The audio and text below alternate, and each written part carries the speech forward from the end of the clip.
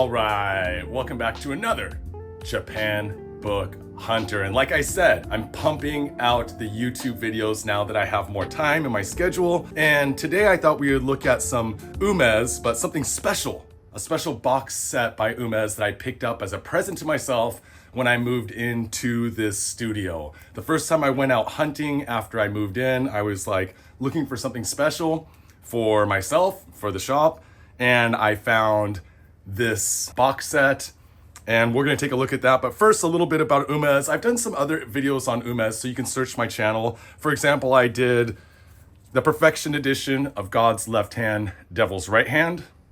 Look at that dip, baby. So good. These were released in the early 2000s for the 50th anniversary of Umezz as an artist. You know, he's been pumping them out since the early 60s, and we're going to see some of that old stuff. Of course, God's Left Hand, Devil's Right Hand Bunko, original Bunko edition. And I always say it, but the best opening scene of any horror manga ever. We have Sho's sister with the scissors coming out of her face. So go watch that video if you're into the awesomeness of God's Left Hand, Devil's Right. Some other famous titles he did, of course, Cat-Eyed Boy, the classic. Go on YouTube and watch the old Japanese anime cartoons. They're more like kamishibai, with just like sliding pictures and stuff. But yeah, this is also Perfection Edition. Cat-Eye Boy. People are so mean to him too. Everyone's so mean to the Cat-Eye Boy. All he's trying to do is help.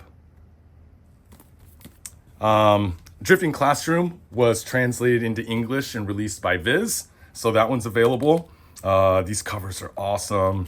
Such a dark series, but love it. The adults versus kids. Don, as the classroom drifts. Kick to the face.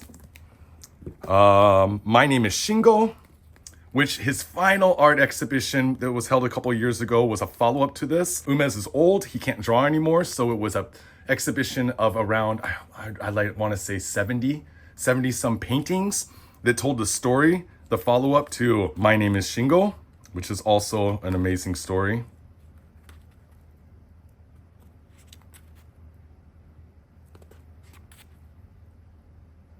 I've read all of these completely through, but one that I haven't finished yet, you know, Chicken George, the best chicken of all chickens, 14. This is a big set. It's 17 volumes. I think I got up to like around 9, and I was like, I need to take a break. I'm getting Chicken Georged out.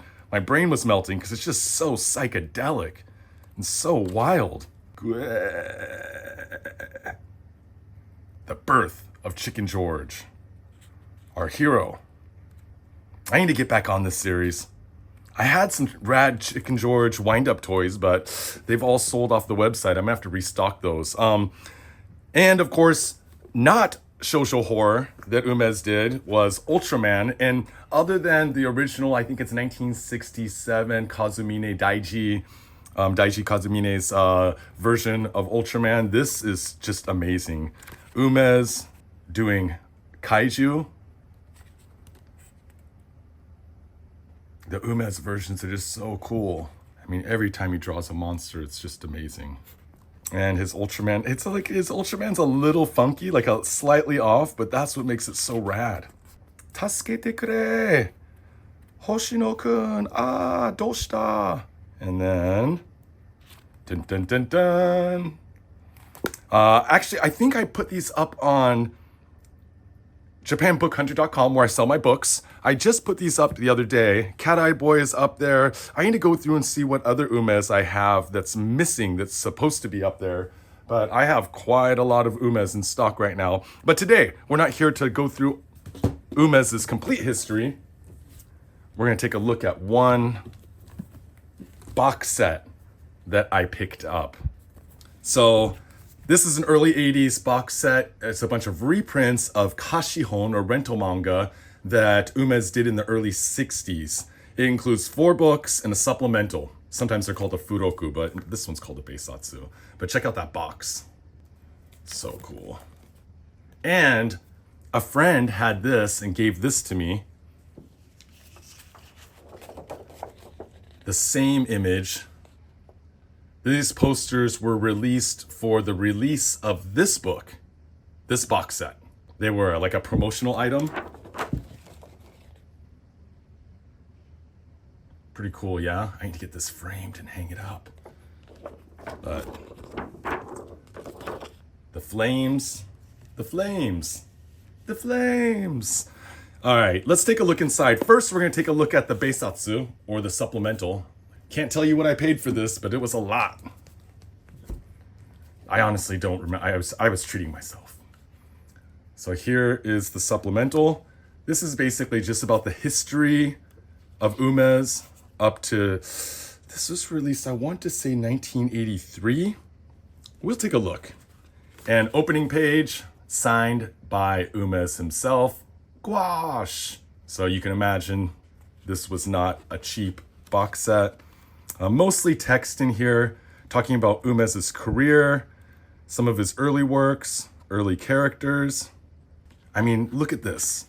For example, in Showa 41, which is 1966, he put out this many titles.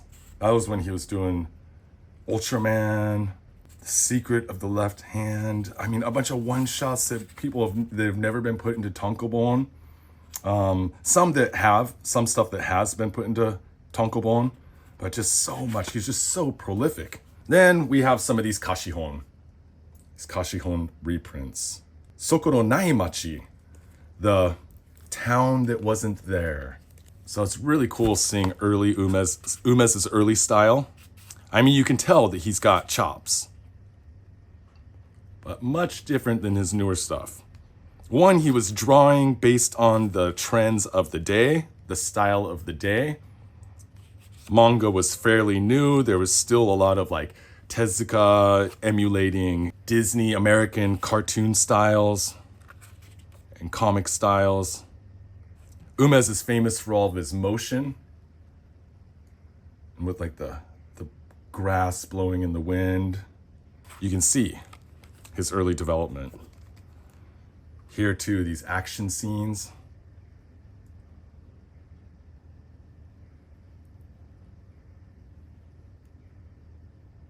Ba-bam!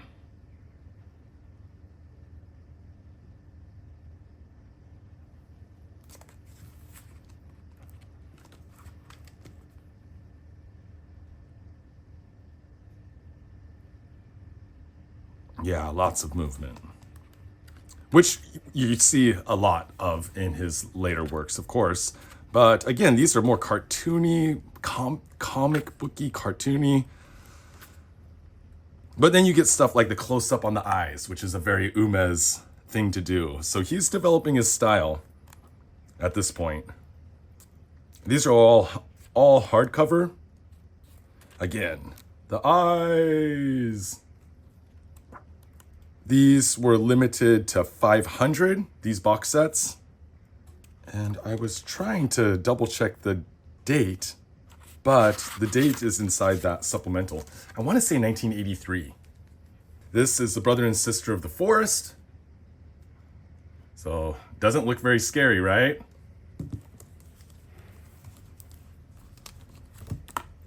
But then you do get this kind of like dark, lost in the forest, something a little bit unsettling going on. This is compared to the Umezz that we traditionally think of. I mean, some parts there's just like almost no shading. You know, during the rental comic book era, they had to pump them out because people were voracious. People wanted new titles. You go, you spend 30 yen, you rent a book, you read it in a couple days, you bring it back, you want another one. And the rental places wanted to keep getting more and more books so that they can keep making money. That was the business model. But unfortunately, that business model did not last long. I guess you can kind of say it did though, because we have manga kisaten, you know, like the manga cafes, internet cafes now with manga. You pay by the hour and you can read as much as you want. I kind of calculated it once and I went, of course my reading speed isn't as fast as a native speaker, but it's pretty good. And I went and I read like a series, it was like 6 books and it cost me around like, I'd say around $35. And I was like, man, I might have been able to just buy those used and read them at home for that. But then you get the little drink bar. So here we're starting to see a little bit more of Umezz's style coming out with the witch. But still, I mean, like, you don't see Umezz do stuff like that post 63, 64. This is a different world. Ooh, there we get to see a dinosaur. Umezz also did Gamora. Gamora is set in an ancient time with dinosaurs and stuff. The QJ edition from the late 90s, I want to say like 97 or 98, something like that, is up on JapanBookHunter.com, and that is an amazing edition. Great print quality, all those QJ series. They also put out Masami Fukushima's Saint Muscle, not the panels that you imagine from Umezz, where it's just lines and lines and lines and lines. But, you know, some of these panels, he went deep. And then others are pretty sparse. Again, could be time constraints. It could be Umezz just trying to get his handle on how to tell a story. Yeah, there's some fun stuff in these.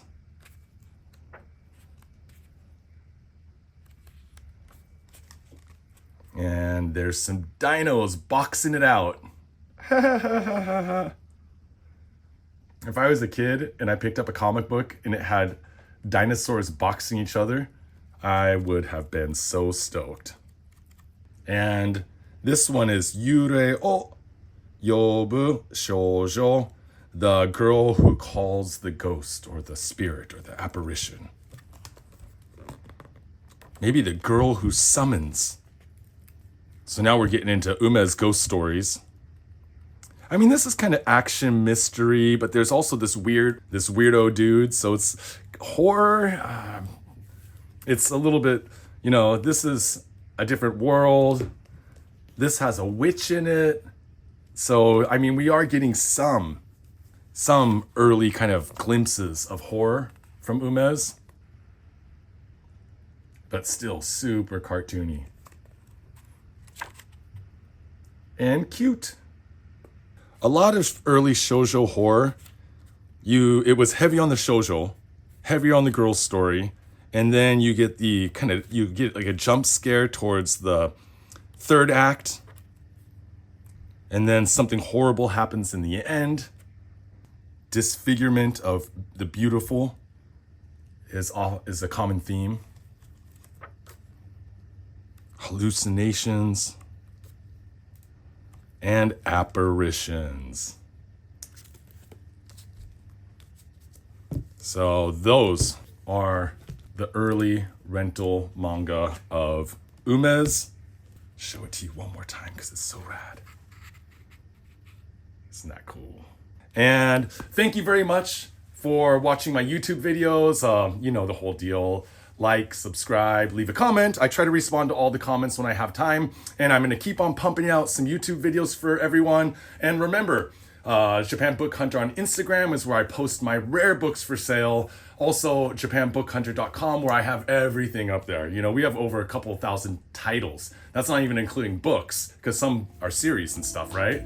So go over there, search your favorite mangaka, maybe we have it for you, or search by category.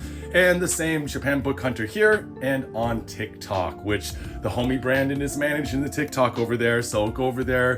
Those are more edited videos. They're a little bit funner videos. My Instagram ones are just purely for showing books that we have for sale. And until next time, my fine friends, mata ne.